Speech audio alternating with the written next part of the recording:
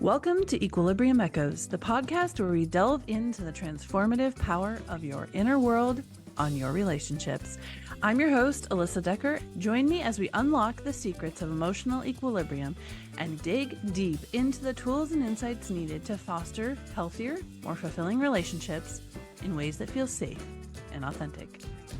Welcome back to Equilibrium Echoes. I'm your host, Alyssa Decker, and I am here today with a very special guest, Elizabeth Soto Baez. She is joining us from Launch Your Life Coaching, and we have some really fascinating things to talk about. We're going to talk about how to go from the victim of your own life to the observer, and how to stop being victimized by your circumstances and do something about them. And all of this, of course, begins with that inner work that we love to talk about here on Equilibrium Echoes. So Elizabeth, tell us a little bit about yourself and how you got started in what you do today. Yeah, thank you so much, Alyssa. I'm really excited to be here and have this conversation with you. So I'm Elizabeth. A lot of people call me Liz, so feel comfortable to call me Liz. In 2019, I decided that I couldn't be married anymore. And that was the catalyst of moving into this space, offering this Launch Your Life coaching option where women can feel seen and heard. And like you said, as we started this conversation, as we dive in, like moving from a victim to an observer to basically the co-creator of your experiences and your life. And while I was married, these concepts were not known to me at all. I had no idea what it meant to be a victim of your life. That was one. I had no idea what it meant to be a co-creator or an observer of your life. I was just moving through life on autopilot. I was in just survival mode all the time. And I didn't understand that that's what was happening. I was so oblivious to my own experience. I just knew that I was exhausted all the time. I knew that joy and happiness were out of reach. I knew that nothing that I did, nothing that I tried, no books that I read, no therapy that I went to, nothing was going to make it better because it hadn't so far. And it wasn't until 2019 when I decided wow, I really can't do this anymore. I need something different. And part of that came when someone I knew in high school came back into my life, and he was like, hey, you reminisce when you talk to people that you haven't seen in 20 years. And we were talking about it, and he was like, remember when you said you did this? And remember when, the school did that and whatever? And I was like, I remember nothing. I do not know about what you're speaking of. And he's like, what are you talking about? You were all of these things. You did all of these things. Like everybody was about you. And I was like, I have no idea what you're saying. And I left that conversation thinking, that girl is still here, but she hasn't been around in almost 20 years because she got lost in this autopilot life. Yeah. And so coming from that, having someone remind me kind of was okay, now it's time to pay attention, because you haven't been this whole entire time. I wasn't in high school. I had to have somebody come out and be like, hey, don't you remember you were like this? And I'm like, actually, I don't remember I was like that. Thank you so much. And so that really put me on a trajectory of what does it look like to pay attention to my own life? Yeah, that's huge, isn't it? We get so caught up in the busyness and the let's just put one foot in front of the other and wake up and get through another day.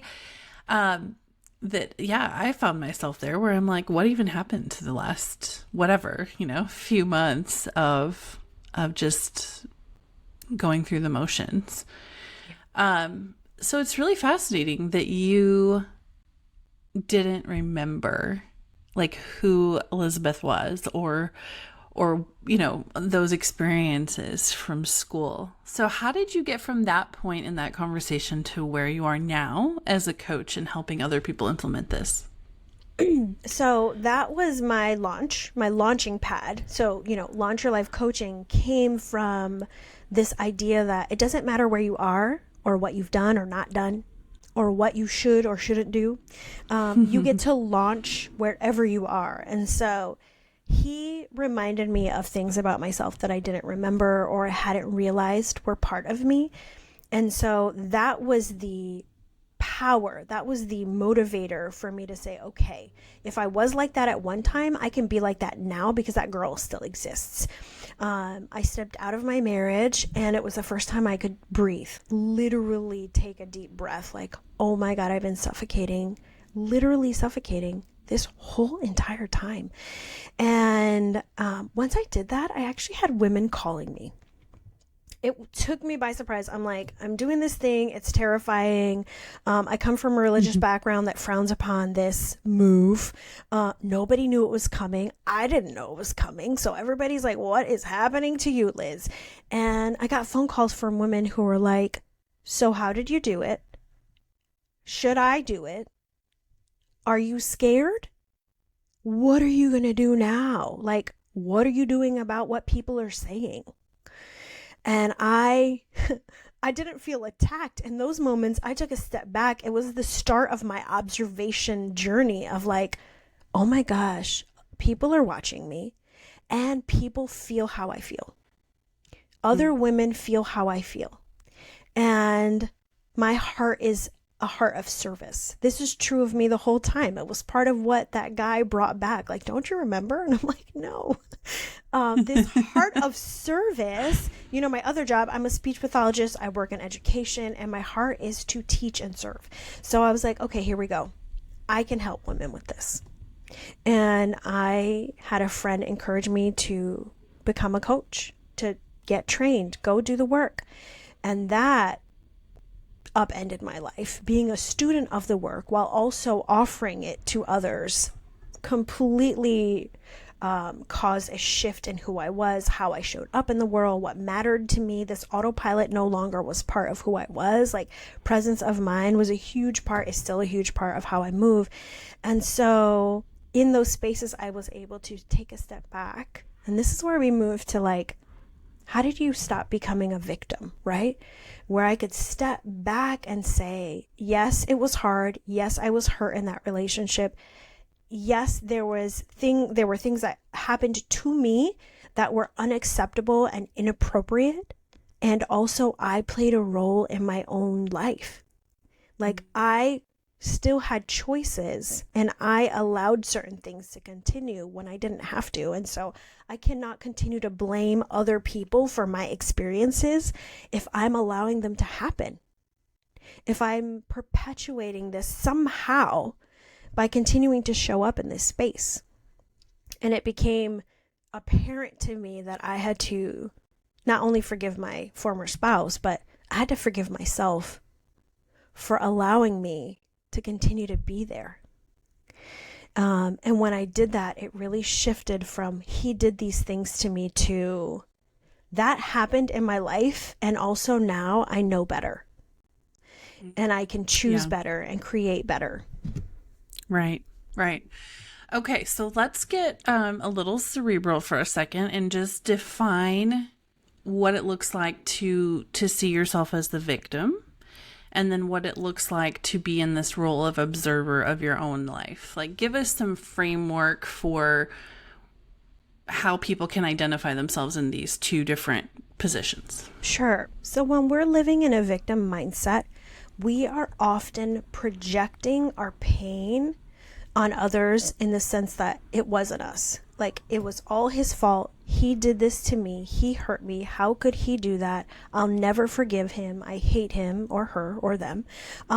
This other person did these things to me. How dare they do that to me? And I will never forgive them.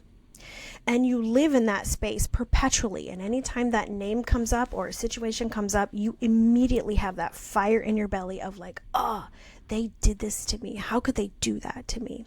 That is living in the victim mindset. That's partially part of the framework of that because it's never you, right? It's always them. And I'm the victim of these attacks or these experiences and they happened to me. And I've worked with a lot of women who are in those spaces. Like, how could they do this to me? How could this happen to me? And sadly, when we remain in those mindsets, growth is almost impossible. You can't move if it's everyone else's fault that you're here. Right. It's everyone's fault that this happened to me. How am I supposed to be different and change? I'll never be better. Right. Now, when you're the observer or the co-creator of your life, you take a step back and say, yes, there were some unpleasant things that I experienced, right? So we even changed the wording. It wasn't all that happened to me. It was like, I had these experiences that I don't want to ever have again. And that person made choices that felt bad to me. What was my role in allowing that to happen? And what choices can I make from this space so that that doesn't continue to be part of my story? And when I started to play out things in my experience as a married woman, I noticed spots where I failed myself, where I abandoned myself. Yes, he did something terrible, and I didn't make a good choice to remove myself or to create something different. I allowed him to do those things without taking my personal power, my initiative, my agency to do what I needed to do, because I felt trapped and I felt stuck and I was living in this, well, I'm not very good, so I'm, something's wrong with me. When you're in the co-creation space, it's, I didn't make a good choice that time. That was sad. What could I do next time? How can I be different next time? How do I protect myself in a future situation from this happening? Because I recognize that I allowed that to happen because I didn't think I was good enough, or I didn't believe that I was worthy, or I have this belief. Whatever your belief is, you recognize it and say, I can change that now so that I'm creating what I want, as opposed to allowing things to just happen to me. Right. The other little mantra that I've been sharing with myself in my current season and with people in my life that continue, I still have people call me. It's like, we have the choice to either look at life as it's happening to me, or we can choose to look at life as it is happening for me. It is happening for me. And I have the opportunity to grow from the things that occur. Yeah. So just a little disclaimer, abuse is never your fault. Like if you are in a situation where you are being abused, whether that's mentally, emotionally, spiritually, physically, any of that, it's never your fault. And we are not saying that. Please don't ever interpret anything we say in this conversation as you are somehow responsible for that. What we are saying is, just like with every person on this planet, you are responsible for how you respond to that. And part of reclaiming your autonomy or your taking your power back is recognizing that you do have a choice in how you respond to what the other person is doing, no matter what they're doing, right? 100%. Yeah. Thank you for saying that. It's very important to make that distinction. What happened in my situation wasn't what we would label as abusive. But we still have to make decisions around how things happen. We don't deserve to be treated poorly in any situation. Abuse, of course, is a more expanded or a deeper problem around that. But yes, it's never something that you deserve or that you should deal with or that you should tolerate. Absolutely not. Never, never, never. Even if you're making the choice to stay in that, right? And you're not responding well, still not your fault. It's still not your fault, and you still don't deserve it, and it's still not okay for you to be treated that way. 100%. Yes. Right. But I think that the distinction is when you are choosing how you respond, what that does is it changes the game in your own head. Like it changes and it even changes your biological, physiological responses to what is happening to you. And so, that we get into conversations here about emotional regulation and about, managing your internal dialogue and all of those things. And what is so amazing, and this is sort of what I just want to kind of paint the picture of where we're going with this conversation, because what is so amazing is when you do this work, like you do this emotional regulation work and this internal dialogue work, very often it actually does have a huge impact on your circumstances because of how you're showing up and how you're interacting with the world around you and the people around you.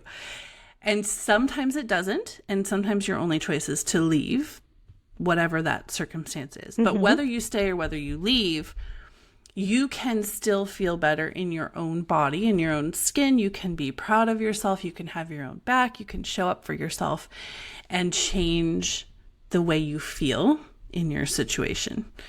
So let's go back to when you were still in your marriage. You had this aha moment, like you started to realize that, oh, wait, there's an Elizabeth here that I have lost. And I maybe should do something about this. Like, talk to me about what was happening in your head at that point. Like, what were some of those internal dialogue conversations that you had with yourself in that process? Oh my God, what a great question. So first I was really surprised, and a lot of it was like, is this really real? Was I really like that? Why can't I remember being that way? Yes. And you know, as a side note, this could be a whole other conversation, but I don't have a lot of memories of my childhood and youth. I really struggle with that. And I didn't always feel accepted or seen or like I belonged, especially in high school. And so I think there's a little bit of dissociation that happened when I was in high school, where I just kind of like stopped paying attention because I just didn't feel like I was connected to anything or anyone. So when he comes in and he's like, actually, I had to sit back and say, okay, I don't remember, but of all the humans in the world that knew me, him telling me that is real. Like, it was real. It was a real thing. And then I started to have feelings, Alyssa, like, wow, that actually feels really good in my body to imagine that I was someone that was helpful, someone that volunteered, someone that was all about helping other people get to where they want to be. Like, it sounded like me, but like in the shadows, like the hidden me. And I thought, oh my God, I could be that. I could do that. The other thing that happened that was part of my inner dialogue that blew me away was this guy that I knew in high school 20 years ago knows more about who I really am than the guy I've been married to for 13 and a half years. The guy that I've been living with for 13 and a half years doesn't know me. But the guy that knew me when I was 16, he knows. He knows. And I thought, how is that even real? How could that happen? And so it was kind of one of those, like, how can you continue to be in a relationship with someone who unintentionally, like, I don't think it was a conscious thing, but he didn't choose to know me. My former spouse didn't spend time trying to get curious about who I was or what I liked or what I was about for 13 years. I'm like, if he hasn't done it so far, he's not going to do Probably it now. And so I was like, I can't be married to someone that doesn't know me. And that was like, okay, you can go and do this now. And then it was, how are you going to reclaim all those versions of you, all those parts of you? Like, how do you recollect them? And then it became like this, not a game, but almost like a project of like rediscovering those parts of me that have been hidden all this time. And there was excitement around that. It was, and I know divorce is scary and it's hard. And there are a lot of pieces of that feel very bad. Yeah. Also, reclaiming my parts, being able to freely learn who I am again, and develop those pieces of me now as an adult, that was really exciting. Yeah. Yeah. And you can do that. In a lot of cases, I think you can do this work while you're still in your relationship. Oh my gosh. Like, of course. Divorce is not a prerequisite for discovering who you are and reclaiming all your parts. That's the disclaimer for today. But what I do find is that when we hit rock bottom with something, when we come to a deep transition in our life, it is when we take the time to really reflect on who we truly are. It is why you can live in autopilot for so long and then hit a hurdle and say, whoa, what have I been doing this whole time? Whatever that hurdle is for you. So yes, Alyssa, divorce is not a prereq for self-discovery and personal growth. And truly, like, it would have been beautiful to be able to do that in a partnership. Like, that was my ultimate goal when I got married. Man, you get married, you have your like built-in partner, the one that's going to listen and support you and push you and laugh with you and cry with you and all of these things that you want in this relationship that I did not experience. And I was no longer willing to be dragged along on this journey and hide who I was. Yeah. So that was my space. Yes. Yes, there's that element of what atmosphere is the other person creating. Is that one in which you can grow, or is it one that you need to leave in order to grow? Okay, so you got divorced and you're starting down this journey. Like, what were some of the mile markers for you, like along this path, things where you went, oh, I've made progress? Like, what were some of those things that you look back on and go, these were those, you know what I'm saying? Those milestones where you were like, hey, I'm getting somewhere with this. Yeah, I think one of the first things that I was like, okay, wow, was I wasn't angry at my ex-husband anymore. I didn't feel triggered by him when we had to have conversations about our children. That one took a little bit of time. Yes, it does. But it didn't take a terribly long time for me, for my situation. And another caveat, like, this wasn't an abusive relationship. There wasn't infidelity. There wasn't any of those very toxic, hard, dark things that happened. And so I was able to come to a place where it was like, and this was part of like moving from victim to observer, right? Like, it wasn't all his fault. This was a 2-people event. I had my own things that I chose or didn't choose. And so when I started to own myself and that, I was able to converse and engage with him in a way that didn't set me off.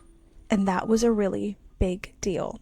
And then not randomly crying anymore was kind of a big one too. Like, oh wow, I didn't randomly cry today. That was so nice. That was kind of a big one too. Like, because when I talk to these women and work with them and I'm in spaces with them, they're like, I don't know, just crying just happens, and I don't know why is this happening. It was nice to be more in a responsive space where I could feel my feelings without having them take me for a ride anymore. And that was powerful, and not in a I'm stuffing my feelings kind of way, because that's not appropriate. Right. It was in a I'm really healing that part of me, and I don't feel the need to have that release like I once did. Right. And then when I started dating, that was another, like, okay, like, you have really come to a place where it feels safe to consider the possibility that you could be in a romantic relationship with someone else. Wow, that's a really big deal. And so that was another marker for me to, like, see my growth. Now, of course, romantic relationships have a really great way of reminding you of those spots that you still need to work on. Yes, they do. So I made some discoveries in that relationship that followed. But by the time I got to that space, I was like, you've already done a lot of this work. So you have tools now on how to be the observer and not become the victim of your life in this situation. Right. Yes. And just to validate what you're saying, like, I think it is true that everyone's journey is a little bit different, right? Everybody's process is going to look a little different. But some of those big steps are the same. Like, some of that progression that you just described was exactly how I experienced it. The timeline might be different. The manifestation of what you're experiencing might be different. Like, I but a lot of those things are the same. Like I noticed the same things. Like I got to a place, it took almost a year and a half to be able to interact with my ex-husband without being triggered, right?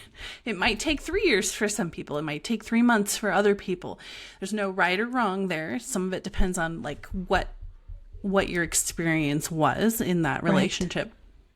Right. But that was huge for me. Like the first time he showed up and I was able to walk away completely calm, I was like, it was a huge moment. I was like, yes, it's working. Like I've done some work here that has really made a big difference.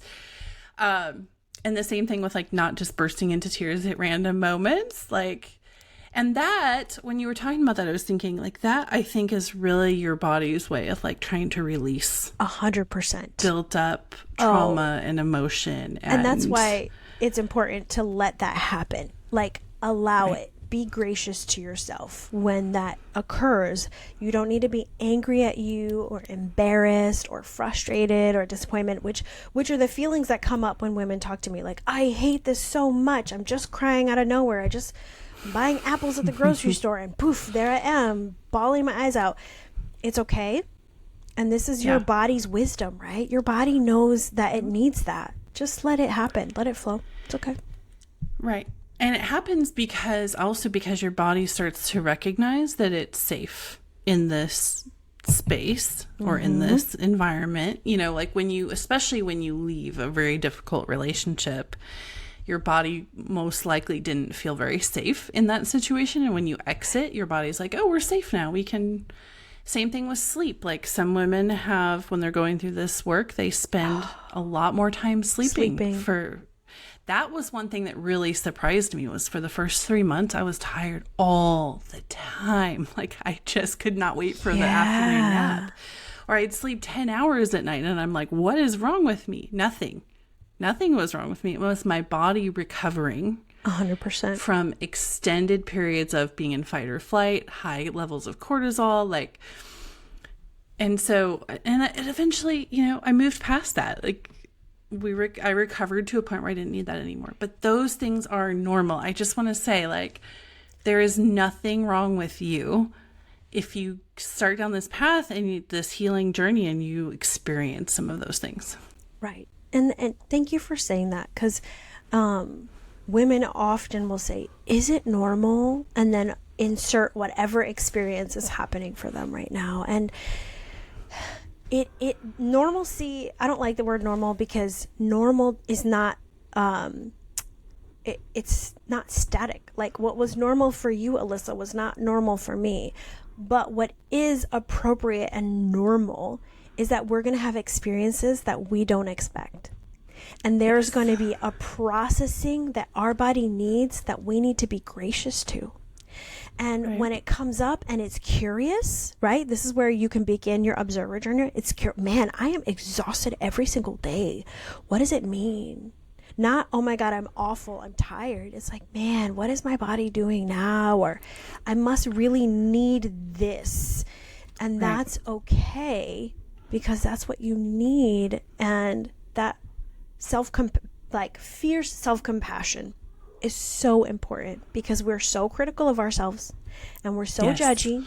And as women, we're like, I'm the nurturer. I have to take care of people. If I'm not good, nobody's good. I have to do all these things. And it's like, you know what? We're going to just take a break from that. And we're just going to honor what our process is right now. And I love that you said that. It's funny because I was not exhausted. I was exhausted in my marriage all the time. So when I finally was out, I was like, oh my God, I can do stuff. I could do stuff. Oh my God, I'm free. It was such a weird experience to not be exhausted at 8:00 at night, because that was how I lived, because I just couldn't handle the emotional repression that I lived under for so long. And again, it was normal for me. And for you, it was normal to take long naps. Totally good. Right. Yes. This too shall pass, right? One of the most impactful things that my coach said to me, and I had an IFS coach, internal family systems coach, going through the first year out of my marriage. And one of the most important things she said to me, she said, Alyssa, your body is not broken. your body is doing exactly what it's supposed to do. It's taking care of you. And so there were nights when I could not drag myself out of bed, and my kids made peanut butter sandwiches, and you know what? Everybody lived and it was fine. It was harder on me feeling like I was somehow failing by not making them this fancy dinner than it was actually on them. They thought it was great. They're like, oh, mom's letting us eat cereal again. So good. Right? But what they really need, and what I realized is what my kids really need is a healthy mom. Yeah. Not a fancy dinner. And oh my gosh, yes. I had to give myself permission to do what I needed to do to get back to that place of healthy mom. And that was such a perspective shift for me to realize that if I can get myself healthy, that's better. That's the best thing for them. And I can release all that mom guilt about, the fact that I'm in bed rather than making dinner. Oh, Alyssa, mom guilt. This is a hot topic. It is, and I think mom guilt, here's the thing about mom guilt. I think most of the time, 99% of the time, it's completely self-imposed. 100%. Oh my God. I was going to say that. I'm like, it's us believing that we have to do or be something. Nobody else told us that. We just think that we need to do this thing. And if we don't, we're failing as a mom.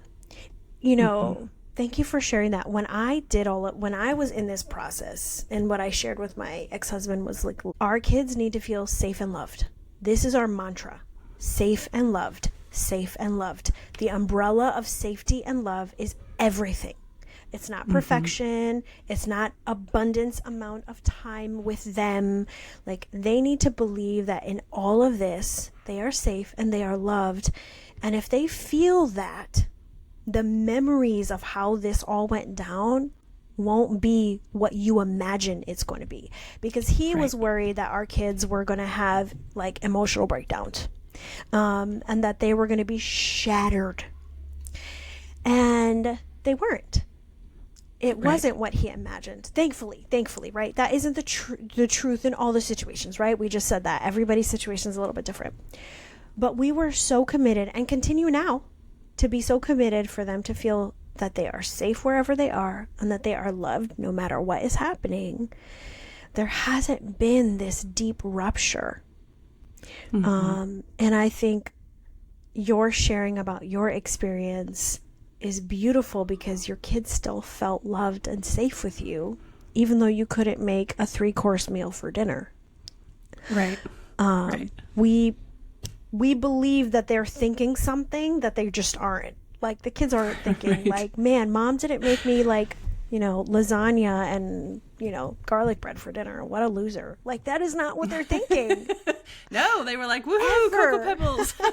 Right. That makes me think a lot of moms that I've worked with are like, I'm breaking up my family. I'm hurting my kids. And again, moving into that observer role, really stepping out of that victim space and saying, let me just take a look really at what's happening. Now, it's hard to do that by yourself, right? So that's why we get coaches. You had a coach. I had coaches. I'm a coach now doing this work. Let's just take a step back and look at all the angles of this story that you're saying. Because the truth is that if you're in a relationship where there is no love or connection or intimacy, there isn't fun or excitement or purpose, what kind of relationship are you modeling to your children? And in my situation, my husband was talking to me and treating me in ways that I didn't feel good, that were not respectful. And my son started to treat me like that. And I thought, whoa, we're not doing that. We're not raising 2 boys to become husbands that treat their wives the way you're treating me. Right. And so really stepping out and saying, this is actually in service of everybody. Right. Absolutely. I had to get to a point where I was like, it's worse for my kids to grow up thinking that this is normal than it is for them to experience living through a divorce. 100%. And, when it comes to kids, when it comes to anybody, trauma is not caused by difficult, painful circumstances. trauma is caused when something like that happens and you lack an empathetic witness. In other words, you lack someone to share that experience, to offer compassion, to give you perspective. Like when you experience that all on your own in isolation, that's really when trauma happens. And so if we stay connected, like you were saying, that love and support with your kids is everything, because that's the difference between I've experienced some painful life circumstances and I have trauma that's going to follow me for the rest of my life. That is 100%. A huge difference. Yes. And kids that are traumatized by parents' divorce, it's usually because they went through that experience in isolation without a compassionate, empathetic witness to what they were experiencing. Right. And oh my gosh, yes. That was that was a whole rabbit trail, but that was really good. And I think that's going to help a lot of people. So I'm glad we went there. Yes. Okay, so let's talk about some practical things, like if someone's listening to this and they're kind of identifying themselves maybe in that victim category, and they're like, what does it look like to get from victim to observer? How do I do that?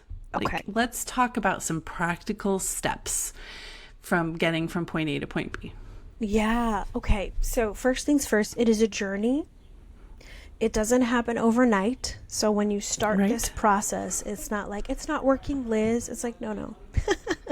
It took you years to get here. Right. It's going to give it a little bit of time to get to the other part that you want to be at. You know, we're a culture that really values the results, but we're not all about the process. And we really need to sit in the process. So the first thing that I recommend to my clients is you need your people. You need them. Healing does not happen in isolation. Healing, trauma, pain happens in relationship. Healing thus happens in relationship. You need a therapist, a coach. Like in my life, the joke was my therapist was the bestie I paid to hang out with me. I'm like, we're besties. And I know I pay you to do this, but here we are. So you need the people that you can have an outburst with who are not going to judge you. And those are a coach or a therapist, and those are friends. Now, in my situation, I lost a lot of friendships. In hindsight, I could say those weren't really real friendships. But in this process, I've actually acquired friends with deep, intimate relationships. So find your people that are going to see you and love you whatever stage of grief and healing you're in, and they're going to honor that. You need that. Right. Yes. The second thing is, and this is a hard one, and these are no particular order. The tribe one needs to happen. Like, find your people. That is really, really, really important. It is so important. We need to find things that are fun. It's time to do a little inventory and say, what can I introduce in my life that is just fun? Because we need to start to shift our body's response and our energies from everything's hard, everything's dark, I'm miserable all the time, to man, I have this one thing to look forward to every week. And it could be a book club. It could be Zumba class at the gym. It could be a walk with your bestie or a coworker. You have the one thing where you're like, man, this is feeding my soul. And it's all about that. And then we need to start doing some mindset practices, right? So journaling, meditation, getting into your stories. We all have stories. We're all telling stories over and over. Most of them are on repeat, and most of the repeat ones are negative. And so we need to say, what are the stories I tell myself? Now, when you're with a therapist and a coach, they're going to really help you pull some of these stories out. But journaling and meditation are my go-tos because it allows you to look at your thoughts with curiosity and say, man, why do I keep thinking that? One of the stories I hear a lot is, I'm just not good enough. That's why they treated me that way, or that's why they left, or that's why it hurt so bad. And so really getting clear about your stories is going to be really, really helpful. And And then movement. I always say movement. I don't like to call it exercise because exercise is a bad word. People are like, oh, exercise. But moving your body is going to naturally generate those positive brain chemicals that we all want to have. So maybe you go skating, maybe you do yoga, maybe you take walks or you run, maybe you take a class at the gym, maybe you swim, maybe you hula hoop. It doesn't really matter what the movement is. What matters is that you're actually moving. Right. It allows for those things that you want to feel to be curated within you, which is beautiful. Right. And movement goes a long way in helping your body release all of that built up stuff too. I noticed when I was going through this, like if I would go for a walk, I would always, for the first few months, I'd end up crying in the middle of my walk because there's something about that movement that allows your body to start releasing things. 100%. So if you're at the gym in Zumba class and you start bawling your eyes out, totally okay. Right. Actually, I took yoga classes. Actually, that's really funny because that summer that I got separated, I started taking yoga and I would cry every single yoga class. And I'm like, what's the deal with this yoga and crying? I didn't understand that that's what was happening. And I actually really loved it because it was a safe place to just be sad, but also continue to move. And at the end of it, I ended up feeling really good. Did you notice that you felt better after your walks? Mm-hmm. Was that your experience? Yeah. And I had because I was in an abusive relationship, I had a lot of repressed emotion that I just I'm going to say allowed to express. It's probably not the best. That's how I felt. I hear you. I hear that. Nobody can allow you to feel something or not. But I had spent a lot of years like shoving everything down. And so when it started to come up, I was like, oh my goodness, like this is completely overwhelming because now I have 20 years of emotion like bubbling up all the time. But the more that it came out, yes, the better I felt, the lighter I felt, the more able I felt to deal with it, to process it. So I want to go back to that second step that you were talking about with your internal dialogue. And for me, one of the big things that was a huge realization for me that came from my coach was she said, Alyssa, what you have to understand is the reason that we talk about these thought patterns, these repeating thoughts, is because your thoughts are what create your emotions. And what you believe is what's dictating how you feel. And if you can identify what you're thinking and believing, you can change the feeling. 100%. So talk to me a little bit about that. Like, let's dig into that a little bit. This could be a whole podcast, Alyssa. So you're going to have to pull me back in when I go too far. Okay? Okay. This is so important, though. So thank you. We have three brains. I mean, we have the brain, but we have three brains. We have our limbic brain, we have our thinking brain, the prefrontal cortex, and then we have our primitive brain, our lizard brain, the critter brain, whatever you want to call it. Before 7 years old, between 0 and 7, we are building up what I like to call like our software system. All our beliefs, all the things that we're going to work from, our programming is all built in during that time frame. All the things that we believe, whether they're explicitly taught or whether they are just internalized because of what you've seen. Like, for example, for me, crying was not okay.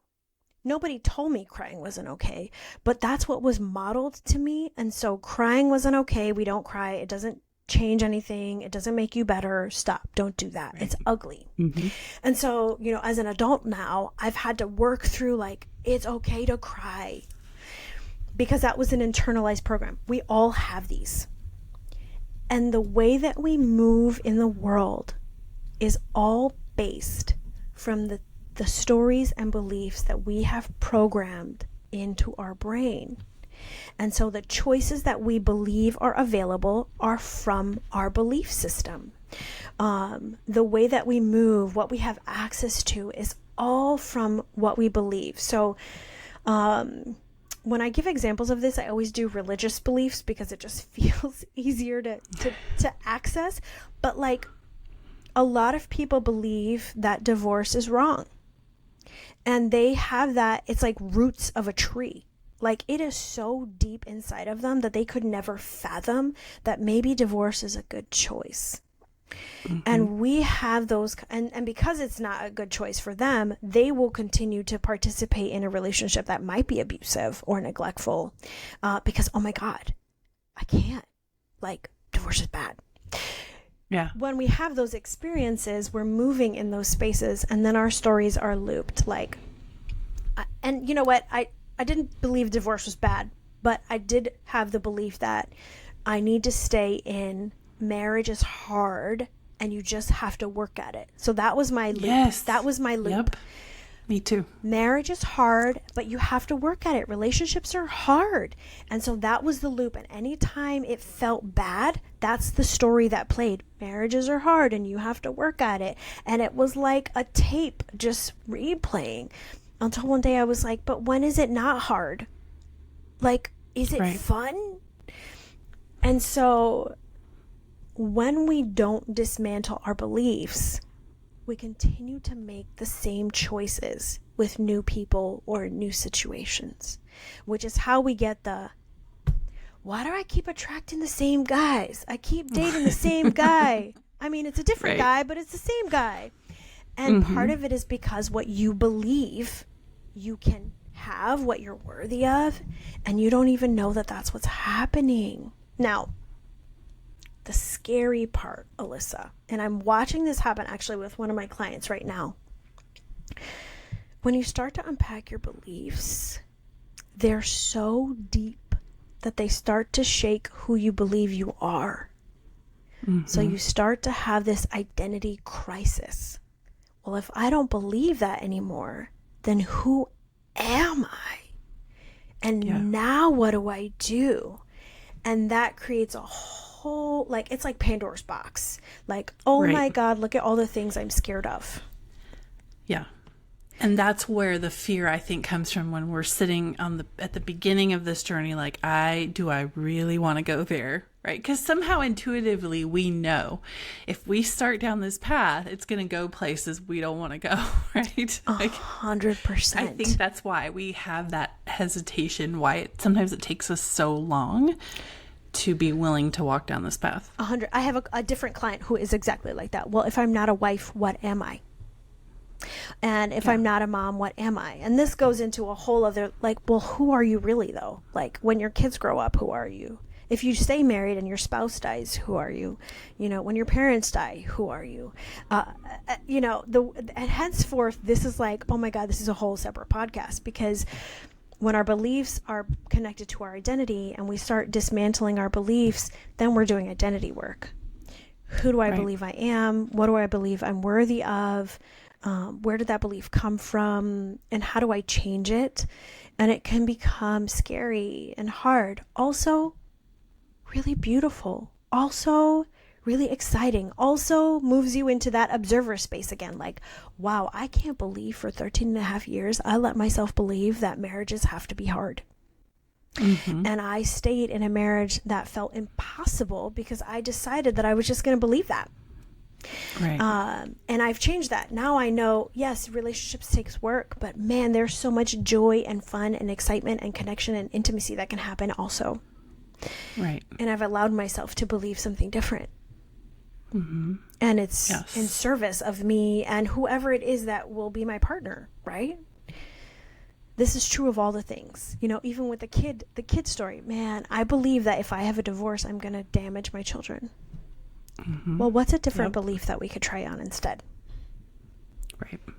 Yeah, it's so funny that you use that example because I'm in the middle of writing a book and the title of the book is Marriage is Hard and Other Lies I Believed, because I was in that exact loop of like every time something really painful or destructive would happen, I would tell myself, well, marriage is just hard, like this is hard.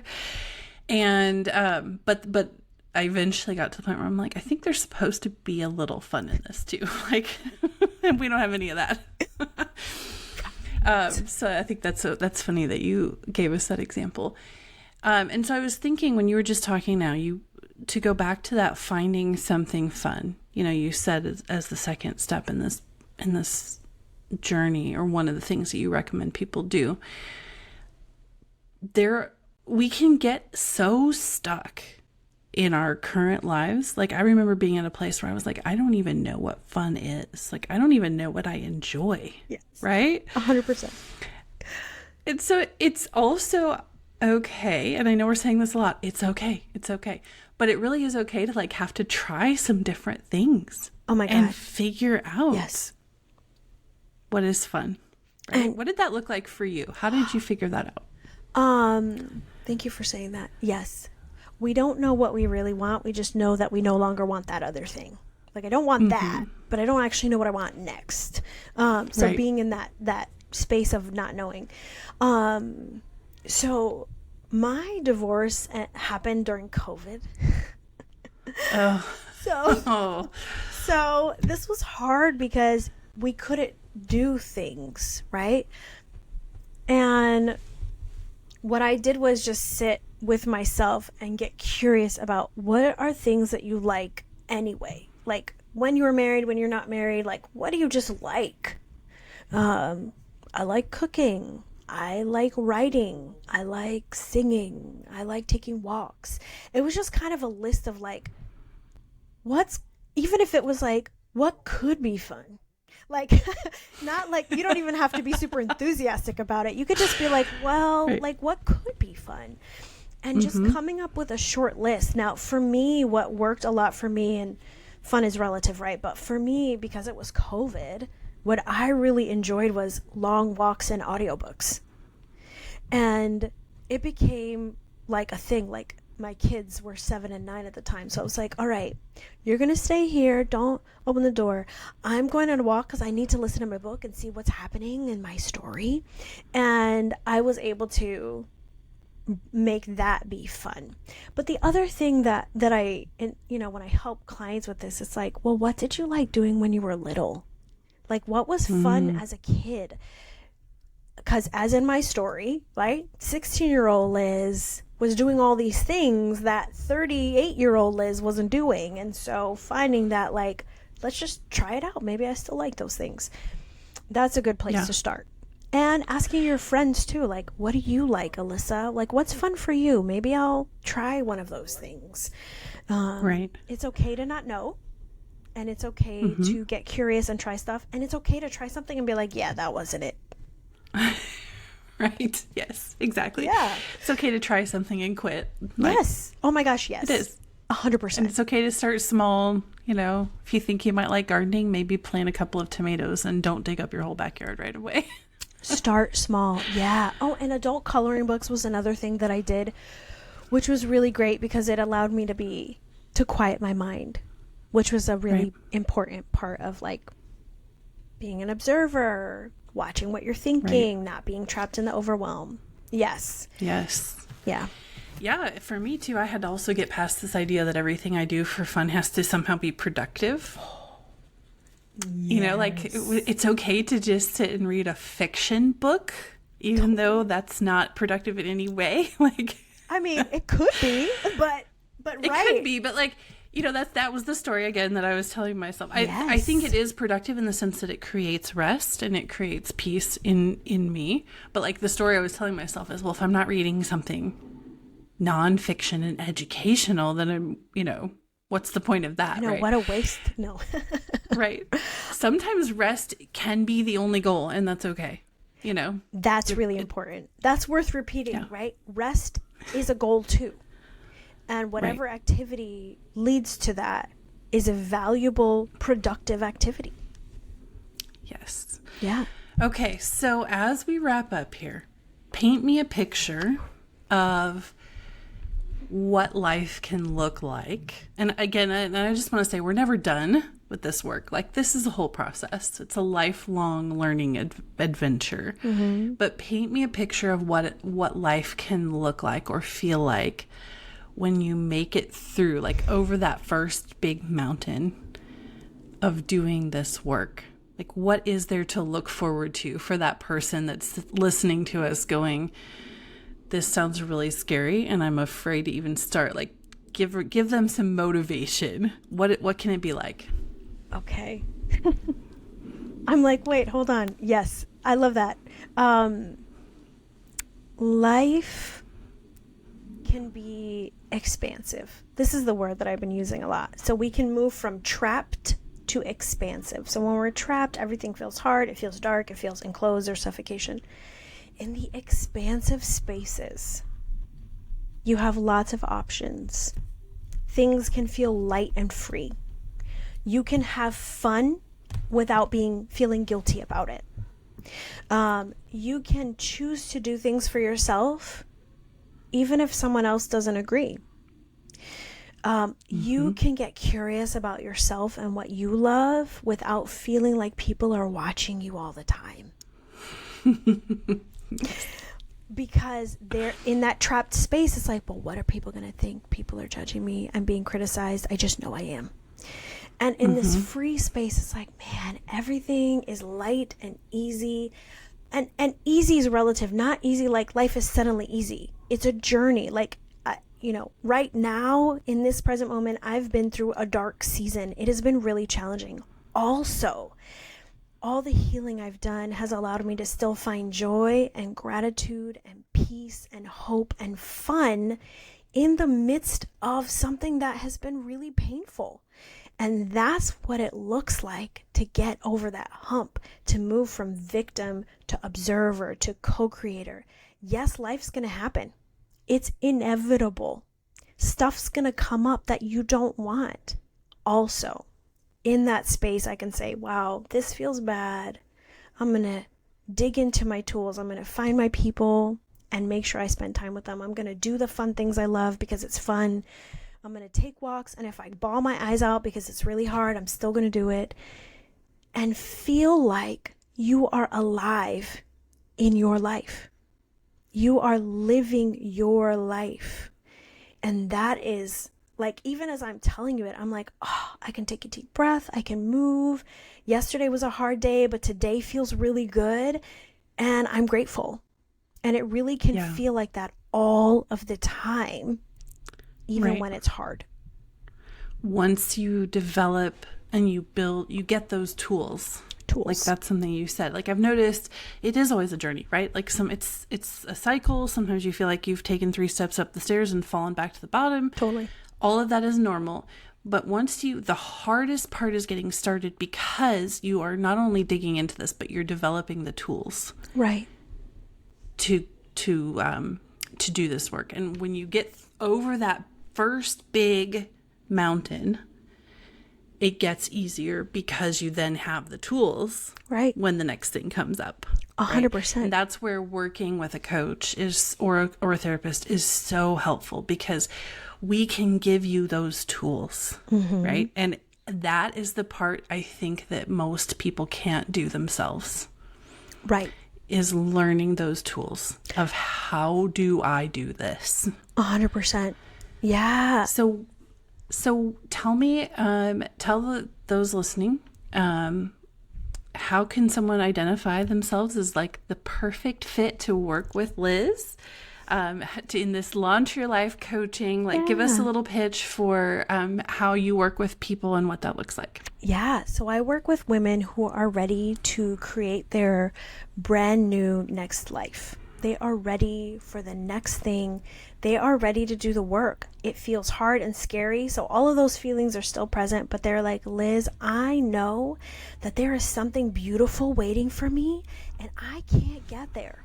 And I tried all the things. I listened to the podcast. I read all the books you recommended, Liz. I've been following you on Instagram and I've been implementing all these things and nothing is changing, and I'm ready for more.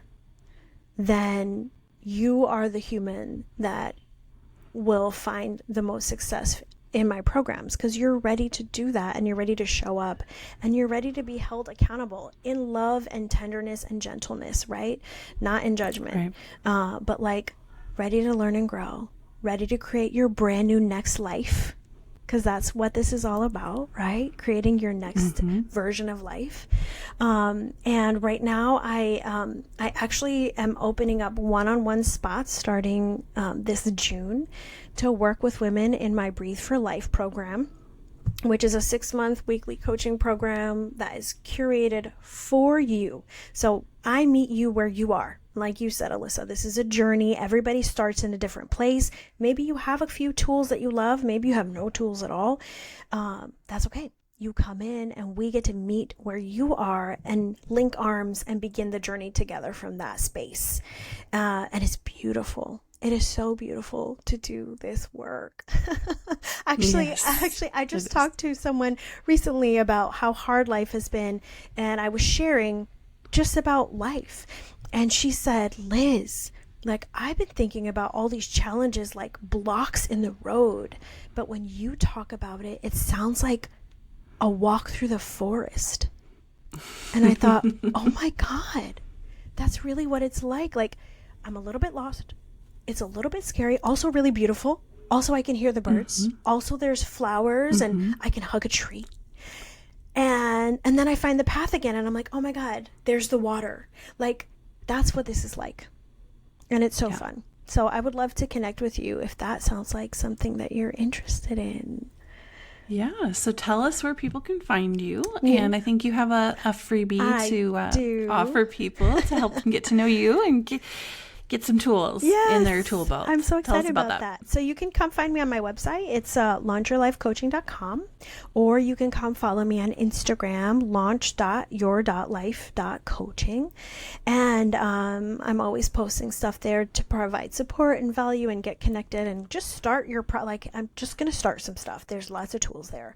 And then the freebie, I love it so much. Alyssa, thank you for letting me share this with your audience.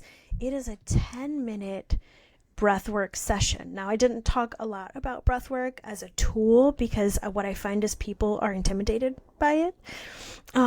But this is a 10-minute downloadable session where I will facilitate and guide you to use your breath to help you get back in your body, calm your anxiety, calm your thinking mind so that you can build clarity and capacity, like that big thing that you and I talked about, getting into your thoughts. Breathwork is one of the biggest tools that I use now in my programs to help my clients be successful. And I love the opportunity to share a free 10-minute downloadable session with your community. So thank you for that. Absolutely. Well, thank you so much for taking the time to come and talk to us. I will put all of your links in the podcast notes, including a direct link to download that breathwork session and start doing that. And thank you so much. This has been such a great conversation. I think a lot of people will really find it helpful, and I appreciate you taking the time. Oh my gosh. Thank you so much, Alyssa. It's been a pleasure chatting with you today. Thank you. Thanks for joining me for another episode of Equilibrium Echoes. If you would like to learn more about the podcast, visit www.coachingwithalyssa.com/podcast. And while you're there, book your free consultation and download the preview of my new book, Marriage is Hard and Other Lies I Believed. I'll see you in the next episode.